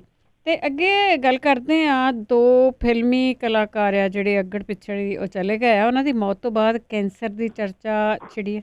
ਬਿਲਕੁਲ ਜੀ, ਐਕਚੁਅਲੀ ਇਹ ਆ ਕਿ ਇਸ ਮਹਾਂਮਾਰੀ ਦੇ ਵਿੱਚ ਜਿਹੜੀਆਂ ਬਾਕੀ ਬਿਮਾਰੀਆਂ ਨੇ ਉਹ ਉਹਨਾਂ ਦੀ ਚਰਚਾ ਹੀ ਲਗਭਗ ਜਿਹੜੀ ਦੀ ਉਹ ਹੋੜੋਂ ਹਟ ਗਈ ਵੀ ਉਹਨਾਂ ਮਰੀਜ਼ਾਂ ਦਾ ਕੀ ਹਾਲ ਹੈ। ਇੱਥੋਂ ਪੰਜਾਬ ਦੇ ਵਿੱਚੋਂ ਜਿਹੜੀ ਦੀ ਬੀਕਾਨੇਰ ਜਾਂਦੀ ਇੱਕ ਟ੍ਰੇਨ, ਕੈਂਸਰ ਟ੍ਰੇਨ ਕਹਿੰਦੇ ਸੀਗੇ, ਮੈਕਸੀਮਮ ਇਹਦੇ ਵਿੱਚ ਮਰੀਜ਼ ਜਿਹੜੇ ਦੀ ਉਹ ਕੈਂਸਰ ਦੇ ਹੁੰਦੇ ਸੀਗੇ ਵੀ ਉਹਨਾਂ ਦਾ ਕੀ ਹਾਲ ਹੈ ਜਦੋਂ ਟ੍ਰੇਨ ਤਾਂ ਚੱਲ ਨਹੀਂ ਰਹੀ, ਉਹ ਵਿਚਾਰੇ ਕਿਵੇਂ ਜੂਝ ਰਹੇ ਹੋਣਗੇ, ਉਹਨਾਂ ਨੂੰ ਤਾਂ ਕਿਹਨੇ ਪੁੱਛਣਾ ਦੀ ਵਿਚਾਰਿਆਂ ਨੂੰ, ਆਮ ਲੋਕ ਨੇ। ਜਦੋਂ ਦੋ ਹਸਤੀਆਂ ਜਿਹੜੀਆਂ ਦੀ ਇਰਫਾਨ ਖਾਨ ਹੋਰਾਂ ਦੀ ਡੈਥ ਹੋਈ, ਫਿਰ ਰਿਸ਼ੀ ਕਪੂਰ ਹੋਰੀ ਜਿਹੜਾ ਦੀ ਉਹ ਚਲੇ ਗਏ, ਇਹਨਾਂ ਦੋਨਾਂ ਨੂੰ ਜਿਹੜਾ ਦੀ ਉਹ ਕੈਂਸਰ ਤੋਂ ਪੀੜਤ ਸਨ ਜੀ। ਔਰ ਇਹ ਜਿਹੜੀ ਕਿ ਦੁਨੀਆ ਦੀ ਹਰ 6ਵੀਂ ਮੌਤ ਦਾ ਕਾਰਨ ਬਣ ਰਹੀ ਹੈ ਜੀ ਕੈਂਸਰ ਦੀ ਬਿਮਾਰੀ। ਰਿਸ਼ੀ ਕਪੂਰ ਹੋਰਾਂ ਨੂੰ ਬਲੱਡ ਕੈਂਸਰ ਸੀਗਾ, ਇਰਫਾਨ ਖਾਨ ਹੋਰਾਂ ਨੂੰ ਬ੍ਰੇਨ ਕੈਂਸਰ ਸੀਗਾ। ਦੋਨਾਂ ਦਾ ਇਲਾਜ ਮੁਲਕ 'ਚ ਵੀ ਚੱਲਿਆ, ਵਿਦੇਸ਼ ਦੇ ਵਿੱਚ ਵੀ ਹੋਇਆ, ਪਰ 2 ਸਾਲਾਂ ਦੇ ਵਿੱਚ ਇਹਨਾਂ ਦੋਨਾਂ ਦੀ ਮੌਤ ਜਿਹੜੀ ਦੀ ਉਹ ਹੋ ਗਈ। ਦੁਨੀਆ ਦੇ ਵਿੱਚ ਕੈਂਸਰ ਦੇ ਨਾਲ ਲੱਖਾਂ ਮੌਤਾਂ ਹੁੰਦੀਆਂ ਨੇ। WHO ਦੇ ਮੁਤਾਬਕ 2018 ਦੇ ਵਿੱਚ ਕੈਂਸਰ ਦੇ ਨਾਲ 96 ਲੱਖ ਮੌਤਾਂ ਹੋਈਆਂ। 70% ਮੌਤਾਂ ਗਰੀਬ ਦੇਸ਼ਾਂ ਜਾਂ ਭਾਰਤ ਵਰਗੇ ਮਿਡਲ ਇਨਕਮ ਦੇਸ਼ਾਂ ਦੇ ਵਿੱਚ ਜਿਹੜੀਆਂ ਦੀ ਹੋਈਆਂ। ਇਸ ਰਿਪੋਰਟ ਦੇ ਮੁਤਾਬਕ ਭਾਰਤ ਦੇ ਵਿੱਚ ਕੈਂਸਰ ਦੇ ਨਾਲ 7,84,000 ਮੌਤਾਂ ਹੋਈਆਂ। ਮਤਲਬ ਕਿ ਕੁੱਲ ਮੌਤਾਂ ਦੀ ਗਿਣਤੀ ਦਾ 8% ਸਿਰਫ ਇਕੱਲੇ ਭਾਰਤ ਦੇ ਵਿੱਚ। ਜਰਨਲ ਆਫ ਗਲੋਬਲ ਜਿਹੜੀ ਇੰਕੋਲੋਜੀ ਆ ਉਹਦੇ ਮੁਤਾਬਕ 2017 ਦੇ ਵਿੱਚ ਜਿਹੜੀ ਸਟੱਡੀ ਆਈ ਉਹਦੇ ਵਿੱਚ ਭਾਰਤ ਦੇ ਵਿੱਚ ਕੈਂਸਰ ਦੇ ਨਾਲ ਮਰਨ ਵਾਲਿਆਂ ਦੀ ਦਰ ਵਿਕਸਿਤ ਦੇਸ਼ਾਂ ਤੋਂ ਲਗਭਗ ਦੁੱਗਣੀ ਹੈ। ਭਾਰਤ ਦੇ ਵਿੱਚ ਹਰ 10 ਕੈਂਸਰ ਮਰੀਜ਼ਾਂ ਦੇ ਪਿੱਛੇ 7 ਦੀ ਮੌਤ ਹੋ ਜਾਂਦੀ ਹੈ, ਜਦੋਂ ਕਿ ਵਿਕਸਿਤ ਜਿਹੜੇ ਦੇਸ਼ ਨੇ ਉਹਨਾਂ ਦੇ ਵਿੱਚ ਇਹ ਗਿਣਤੀ 3 ਜਾਂ 4 ਹੈ। ਰਿਪੋਰਟ ਦੇ ਵਿੱਚ ਇਹਦਾ ਕਾਰਨ ਕੈਂਸਰ ਦਾ ਇਲਾਜ ਕਰਨ ਵਾਲੇ ਡਾਕਟਰਾਂ ਦੀ ਕਮੀ ਦੱਸਿਆ ਗਿਆ। ਭਾਰਤ ਦੇ ਵਿੱਚ 2000 ਕੈਂਸਰ ਮਰੀਜ਼ਾਂ ਦੇ ਉੱਤੇ 1 ਡਾਕਟਰ ਹੈ। ਅਮਰੀਕਾ ਦੇ ਵਿੱਚ ਕੈਂਸਰ ਮਰੀਜ਼ਾਂ ਤੇ ਡਾਕਟਰਾਂ ਦੇ ਉੱਤੇ ਰੇਸ਼ੋ ਜਿਹੜੀ ਹੈ ਜੀ ਉਹ 100 ਪਿੱਛੇ 1 ਹੈ। ਭਾਰਤ ਤੋਂ 20 ਗੁਣਾ ਬਿਹਤਰ। ਘੱਟ ਡਾਕਟਰ ਹੋਣ ਦੇ ਬਾਵਜੂਦ ਭਾਰਤ ਦੇ ਵਿੱਚ ਕੈਂਸਰ ਦੇ ਕਈ ਵੱਡੇ ਹਸਪੀਟਲ ਨੇ ਜਿੱਥੇ ਕਿ ਜਿਹੜੇ ਸਪੈਸ਼ਲਿਸਟ ਨੇ ਜੀ ਇਹਦੇ ਵਾਸਤੇ ਖਾੜੀ ਦੇਸ਼ਾਂ ਸਣੇ ਕਈ ਅਫਰੀਕੀ ਦੇਸ਼ਾਂ ਦੇ ਮਰੀਜ਼ ਵੀ ਇੱਥੇ ਇਲਾਜ ਦੇ ਵਾਸਤੇ ਆਉਂਦੇ ਆ, ਜਿਹਦਾ ਇੱਕ ਵੱਡਾ ਕਾਰਨ ਹੈ ਕਿ ਵਿਕਸਿਤ ਦੇਸ਼ਾਂ ਦੇ ਮੁਕਾਬਲੇ ਭਾਰਤ ਦੇ ਵਿੱਚ ਕੈਂਸਰ ਦਾ ਇਲਾਜ ਸਸਤਾ ਹੈ। ਇਹਦੇ ਬਾਵਜੂਦ ਭਾਰਤ ਦੇ ਵਿੱਚ ਕਈ ਲੋਕ ਵਿਦੇਸ਼ਾਂ ਦੇ ਵਿੱਚ ਜਿਹੜਾ ਦੀ ਉਹ ਇਲਾਜ ਕਰਾਉਣ ਦੇ ਵਾਸਤੇ ਜਾਂਦੇ ਆ। ਰਿਸ਼ੀ ਕਪੂਰ ਹੋਰੀ ਆਪਣੇ ਇਲਾਜ ਦੇ ਵਾਸਤੇ ਨਿਊਯਾਰਕ ਗਏ। ਇਰਫਾਨ ਖਾਨ ਹੋਰਾਂ ਦਾ ਇਲਾਜ ਜਿਹੜਾ ਸੀਗਾ ਜੀ ਉਹ ਲੰਦਨ ਦੇ ਵਿੱਚ ਚੱਲਿਆ।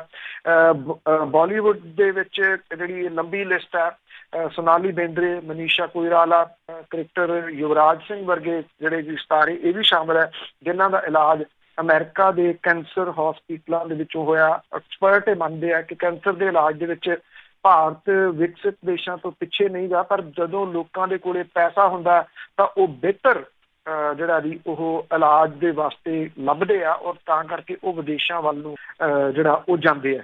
ਹਾਂ, ਜਿਹੜੀ ਰੇਸ਼ੋ ਆ ਜੀ ਉਹ ਜਿਵੇਂ ਵਧੀ ਆ ਤਾਂ ਇਹ ਇਸ ਕਰਕੇ ਦੁਬਾਰਾ ਜਿਹੜੀ ਗੱਲ ਛਿੜੀ ਆ ਕਿ ਇੱਥੇ ਜਿਹੜਾ ਦੀ ਇੱਥੇ ਇੰਨੇ ਮਰੀਜ਼ ਨੇ ਜੀ ਜਿਹੜੇ ਮੌਜੂਦਾ ਪਾਕਿਸਤਾਨ ਦੇ ਪ੍ਰਾਈਮ ਮਿਨਿਸਟਰ ਨੇ ਇਮਰਾਨ ਖਾਨ ਹੋਰੀ, ਉਹਨਾਂ ਦੀ ਮਦਰ ਨੂੰ ਕੈਂਸਰ, ਔਰ ਉਹਦੀ ਡੈਥ ਤੋਂ ਬਾਅਦ ਇਮਰਾਨ ਖਾਨ ਹੋਰਾਂ ਨੇ ਪੂਰੀ ਦੁਨੀਆ ਦੇ ਵਿੱਚ ਘੁੰਮ ਕੇ ਆਪਣੇ ਸਾਥੀਆਂ ਦਾ ਸਹਿਯੋਗ ਲੈ ਕੇ ਇੱਕ ਬਿਹਤਰੀਨ ਹਸਪੀਟਲ ਜਿਹੜਾ ਸੀ ਜੀ ਉਹ ਸਥਾਪਿਤ ਕਰ ਦਿੱਤਾ ਪਾਕਿਸਤਾਨ ਦੇ ਵਿੱਚ। ਇੱਥੇ ਇਹਦੇ ਉੱਤੇ ਫਿਲਮੀ ਅਦਾਕਾਰਾਂ ਦੇ ਵਿੱਚੋਂ ਜੇ ਕਿਸੇ ਨੇ ਕੰਮ ਕੀਤਾ ਸੀ ਤਾਂ ਉਹ ਸੁਨੀਲ ਦੱਤ ਹੋਰੀ ਸਨ ਜੀ, ਜਿਨ੍ਹਾਂ ਨੇ ਆਪਣੀ ਪਤਨੀ ਨਰਗਿਸ ਦੱਤ ਹੋਰਾਂ ਦੀ ਮੌਤ ਤੋਂ ਬਾਅਦ ਨਰਗਿਸ ਦੱਤ ਫਾਊਂਡੇਸ਼ਨ ਖੜੀ ਕੀਤੀ ਔਰ ਬੜਾ ਕੰਮ ਕੀਤਾ ਇਹਦੇ ਉੱਤੇ। ਸੁਨੀਲ ਦੱਤ ਹੋਰੀ ਨਹੀਂ ਰਹੇ ਦੁਨੀਆ ਦੇ ਵਿੱਚ, ਕੰਮ ਤਾਂ ਉਹ ਫਾਊਂਡੇਸ਼ਨ ਜਿਹੜੀ ਆ ਜੀ ਉਹ ਕਰ ਰਹੀ ਆ, ਪਰ ਉਹਨੇ ਉਦੋਂ ਕੀਤਾ ਜੀ ਜਿਹੜਾ ਅੱਜ ਤੋਂ ਦਹਾਕਿਆਂ ਪਹਿਲਾਂ। ਮੁੜ ਕੇ ਇਹਦੇ ਉੱਤੇ ਕੰਮ ਨਹੀਂ ਹੋਇਆ। ਸਵਾਲ ਸਭ ਤੋਂ ਵੱਡਾ ਇਹ ਹੈ ਜੀ ਕਿ ਕੀ ਇਹਨਾਂ 2 ਕਲਾਕਾਰਾਂ ਦੀ ਮੌਤ ਤੋਂ ਬਾਅਦ ਜਿਹੜਾ ਜੀ ਫਿਲਮ ਇੰਡਸਟਰੀ, ਜਿਨ੍ਹਾਂ ਨੂੰ ਵੇਖਣ ਦੇ ਵਾਸਤੇ ਲੋਕ ਮਹਿੰਗੀਆਂ ਟਿਕਟਾਂ ਖਰਚ ਕੇ ਵੀ ਜਾਂਦੇ ਆ, ਕੀ ਉਹ ਇਸ ਪਾਸੇ ਵੱਲ ਸੋਚਣਗੇ, ਕਿਸੇ ਨਰਗਿਸ ਦੱਤ ਫਾਊਂਡੇਸ਼ਨ ਵਰਗੀ ਜਿਹੜੀ ਫਾਊਂਡੇਸ਼ਨ ਆ ਉਹਨੂੰ ਅੱਗੇ ਤੋਰਨਗੇ, ਜਾਂ ਕੋਈ ਨਵਾਂ ਜਿਹੜਾ ਜੀ ਇਹਦੇ ਕੈਂਸਰ ਦੇ ਇਲਾਜ ਦੇ ਵਾਸਤੇ ਜਿਹੜਾ ਜੀ ਖੜਾ ਕਰਨਗੇ ਅਦਾਰਾ ਜਿਹਦੇ ਵਿੱਚੋਂ ਆਮ ਲੋਕਾਂ ਦਾ ਇਲਾਜ ਹੋ ਸਕੇ। ਪਤਾ ਨਹੀਂ ਇੱਥੇ ਤੱਕ ਸੋਚ ਜਿਹੜੀ ਜੀ ਉਹ ਆਊਗੀ ਜਾਂ ਨਹੀਂ। ਇਹਨਾਂ ਦੋ ਕਲਾਕਾਰਾਂ ਨੂੰ ਇਸ ਪੱਖੋਂ ਸ਼ਰਧਾਂਜਲੀ ਜਿਹੜੀ ਦੀ ਉਹ ਹੋ ਸਕਦੀ ਹੈ ਜੇ ਇਸ ਪਾਸੇ ਵੱਲ ਕੁਝ ਸੋਚਿਆ ਜਾਵੇ ਤਾਂ। ਜੀ, ਤੇ ਅਖੀਰ ਦੇ ਵਿੱਚ ਗੱਲ ਕਰਦੇ ਹਾਂ ਲਵਲੀ ਯੂਨੀਵਰਸਿਟੀ ਦੀ। ਉਹਨਾਂ ਨੇ ਵਿਜਾ ਸਾਂਪਲਾ ਤੇ ਕੇਸ ਕੀਤਾ ਕਿ ਉਸਨੇ ਉਹਨਾਂ ਦੀ ਜਿਹੜੀ ਆ ਮੁੱਦਾ ਚੱਕਿਆ ਸੀਗਾ। ਐਕਚੁਅਲੀ ਕਿਉਂਕਿ ਲਵਲੀ ਜਿਹੜੀ ਯੂਨੀਵਰਸਿਟੀ ਹੈ ਜੀ ਇਹ ਪਹਿਲੀ ਯੂਨੀਵਰਸਿਟੀ ਹੈ ਜਿਹਨੂੰ ਪ੍ਰਾਈਵੇਟ ਕੀਤਾ ਗਿਆ ਸੀਗਾ ਕੈਪਟਨ ਅਮਰਿੰਦਰ ਸਿੰਘ ਹੋਰਾਂ ਦੀ ਪਿਛਲੀ ਸਰਕਾਰ ਦੇ ਮੌਕੇ, ਜਦੋਂ 2002 ਦੇ ਵਿੱਚ ਉਹ ਆਏ ਆ। ਅੱਜ ਜਿਹੜੀ ਲਵਲੀ ਪ੍ਰੋਫੈਸ਼ਨਲ ਯੂਨੀਵਰਸਿਟੀ ਹੈ ਜੀ ਉਹ ਸੈਂਕੜੇ ਏਕੜ ਛੱਡ ਕੇ 1000 ਏਕੜ ਤੋਂ ਵੀ ਜਿਹੜੀ ਜੀ ਉਹ ਕਿਤੇ ਕਈ ਹਜ਼ਾਰ ਏਕੜ ਦੇ ਵਿੱਚ ਫੈਲੀ ਹੋਈ ਇੱਕ ਵੱਡਾ ਇੰਸਟੀਚਿਊਟ ਜਿਹੜਾ ਜੀ ਉਹ ਹੈ। ਔਰ ਕਿੰਨੀ ਕੁ ਕਮਾਈ ਇਹ ਯੂਨੀਵਰਸਿਟੀ ਕਰਦੀ ਹੈ। ਕੁਝ ਲੋਕ ਉਹਨੂੰ ਲੱਡੂਆਂ ਵਾਲੀ ਯੂਨੀਵਰਸਿਟੀ ਵੀ ਜਿਹੜੀ ਜੀ ਉਹ ਕਹਿੰਦੇ ਆ, ਕਿਉਂਕਿ ਉਹਨਾਂ ਦਾ ਬਹੁਤਾ ਕਾਰੋਬਾਰ ਪਹਿਲਾਂ ਲੱਡੂਆਂ ਦਾ ਸੀਗਾ, ਫਿਰ ਉਹ ਇਸ ਲਾਈਨ ਦੇ ਵਿੱਚ ਆਏ ਵੀ ਆਹ ਵੀ ਦੁਕਾਨ ਹੋ ਸਕਦੀ ਹੈ। ਪਿਛਲੇ ਦਿਨੀ ਜਦੋਂ ਮਹਾਮਾਰੀ ਫੈਲੀ ਆ ਤੇ ਉਸ ਮਹਾਮਾਰੀ ਦੇ ਵਿੱਚ ਇਹਨਾਂ ਦਾ ਜਿਹੜਾ ਹੋਸਟਲ ਸੀਗਾ ਉਹਦੇ ਵਿੱਚੋਂ ਜਿਹੜੇ ਜੀ ਮਿਲੇ ਸੀਗੇ ਸਟੂਡੈਂਟ ਉੱਥੇ ਰੱਖੇ ਹੋਏ। ਜਦੋਂ ਕਰਫਿਊ ਲੱਗ ਗਿਆ ਸਾਰੇ ਅਦਾਰੇ ਜਿਹੜੇ ਵੀ ਬੰਦ ਕਰਤੇ। ਸਵਾਲ ਇਹ ਸੀਗਾ ਵੀ ਇਹ ਆਪਣੀ ਯੂਨੀਵਰਸਿਟੀ ਦੇ ਵਿੱਚ ਕਿਵੇਂ ਰੱਖ ਕੇ ਬੈਠੇ ਸੀਗੇ ਉਹਨਾਂ ਹੋਸਟਲਾਂ ਦੇ ਵਿੱਚ।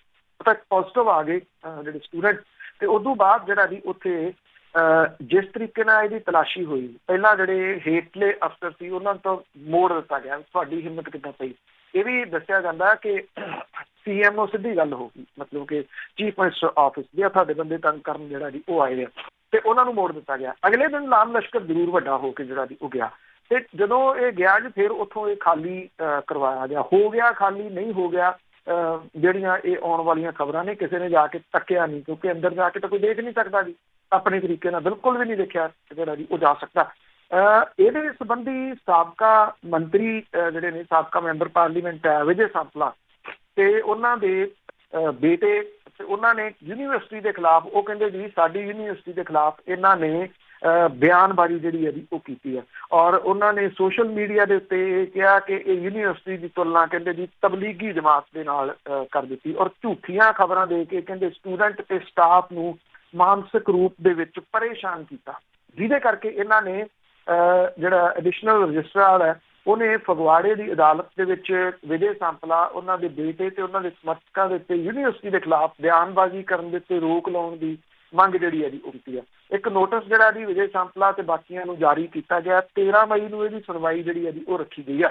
ਯੂਨੀਵਰਸਿਟੀ ਵਾਲੇ ਕਹਿੰਦੇ ਆ ਕਿ ਵਿਜੇ ਸਾਂਪਲਾ, ਉਹਨਾਂ ਦਾ ਮੁੰਡਾ ਤੇ ਬਾਕੀ ਸਾਥੀ ਉਹ ਯੂਨੀਵਰਸਿਟੀ ਨੂੰ ਬਦਨਾਮ ਕਰ ਰਿਹਾ। ਜਦੋਂ ਤੱਕ ਕੋਰਟ ਦੇ ਵਿੱਚ ਦਾਅਵਾ ਚੱਲ ਰਿਹਾ ਉਦੋਂ ਤੱਕ ਇਹਨਾਂ ਦੇ ਉੱਤੇ ਰੋਕ ਲਾਈ ਜਾਵੇ ਕਿ ਉਹ ਕਿਸੇ ਕਿਸਮ ਦੀ ਬਿਆਨਬਾਜ਼ੀ ਨਾ ਕਰਨ। ਅਦਾਲਤ ਨੇ ਇਹ ਕਿਹਾ ਕਿ ਬਿਨਾਂ ਕਿਸੇ ਸਬੂਤ ਤੋਂ ਸਾਂਪਲਾ, ਸਾਹਿਲ ਸਾਂਪਲਾ, ਅਮਿਤ ਤਨੇਜਾ ਇੱਦਾਂ ਦਾ ਕੁਛ ਨਾ ਕਰਨ ਜਿਹਦੇ ਨਾਲ ਇਸ ਯੂਨੀਵਰਸਿਟੀ ਦੇ ਉੱਤੇ ਜਿਹੜਾ ਦੀ ਉਹ ਕੋਈ ਧੱਬਾ ਜਿਹੜਾ ਉਹ ਲੱਗੇ। ਯੂਨੀਵਰਸਿਟੀ ਨੇ ਵੀ ਕਿਹਾ ਕਿ 13 ਮਾਰਚ ਨੂੰ department of higher education Punjab ਨੇ 14 ਮਾਰਚ ਤੋਂ 31 ਮਾਰਚ ਤੱਕ ਕਲਾਸਾਂ ਸਸਪੈਂਡ ਕਰਨ ਦੇ ਆਦੇਸ਼ ਦਿੱਤੇ ਸੀਗੇ, ਔਰ ਯੂਨੀਵਰਸਿਟੀ ਨੇ ਕਲਾਸਾਂ ਸਸਪੈਂਡ ਕਰਤੀਆਂ। ਹੋਸਟਲ ਖਾਲੀ ਕਰਵਾਉਣ ਦਾ ਜ਼ਿਕਰ ਇਹਦੇ ਵਿੱਚ ਨਹੀਂ ਸੀਗਾ। ਤੁਸੀਂ ਦੇਖੋ ਟੈਕਨੀਕਲੀ ਕਿਵੇਂ ਇਹ ਖੇਡ ਰਹੇ ਆ। ਜਦੋਂ ਅਦਾਰੇ ਬੰਦ ਕਰ ਦਿੱਤੇ ਤਾਂ ਫਿਰ ਹੋਸਟਲ ਜਿਹੜਾ ਜੀ ਉਹ ਕਿਵੇਂ ਰਹੂਗਾ ਜੀ? ਕੀ ਕਿਸੇ ਹੋਰ ਯੂਨੀਵਰਸਿਟੀ ਨੇ ਇਹ ਕਿਹਾ ਕਿ ਸਾਨੂੰ ਹੋਸਟਲ ਖਾਲੀ ਕਰਾਉਂਦਾ ਨਹੀਂ? ਉਹ ਕਿਉਂ? ਕਿਉਂਕਿ ਜਿਹੜੇ ਵਿਦੇਸ਼ਾਂ ਚੋਂ ਬਹੁਤੇ ਆਉਂਦੇ ਨੇ ਜੀ, ਹੋਸਟਲ ਦਾ ਕਿਰਾਇਆ ਆਉਂਦਾ ਰਹੇ ਜੀ ਇਹਨਾਂ ਨੂੰ, ਉਹ ਤਾਂ ਕਰਕੇ ਉਹ ਖਾਲੀ ਨਹੀਂ ਜਿਹੜੇ ਉਦੋਂ ਕਰਵਾਏ ਗਏ। ਉਲਟਾ ਹੁਣ ਜਿਹੜਾ ਕੇਸ ਹੈ ਉਹ ਵਿਜੇ ਸਾਂਪਲਾ ਦੇ ਉੱਤੇ ਯੂਨੀਵਰਸਿਟੀ ਨੇ ਕਰਤਾ ਜੀ। ਬਹੁਤ ਬਹੁਤ ਧੰਨਵਾਦ ਬਲਤੇਜ ਪੰਨੂ ਜੀ। ਮਿਹਰਬਾਨੀ ਜੀ, ਧੰਨਵਾਦ ਜੀ, ਸਤਿ ਸ਼੍ਰੀ ਅਕਾਲ ਜੀ। ਤੇ ਸਰੋਤੇ ਸਨ ਬਲਤੇਜ ਪੰਨੂ ਜੋ ਸਾਡੇ ਨਾਲ ਜੁੜਦੇ ਨੇ, ਕਰਦੇ ਨੇ ਖਬਰਾਂ। ਇਸੇ ਦੇ ਨਾਲ ਸਾਡਾ ਅੱਜ ਦਾ ਬੁਲਟਨ ਇੱਥੇ ਸਮਾਪਤ। ਬਲਵਿੰਦਰ ਕੌਰ ਵੱਲੋਂ ਆਪ ਸਭ ਨੂੰ ਹੀ ਪਿਆਰ ਭਰੀ ਸਤਿ ਸ਼੍ਰੀ ਅਕਾਲ।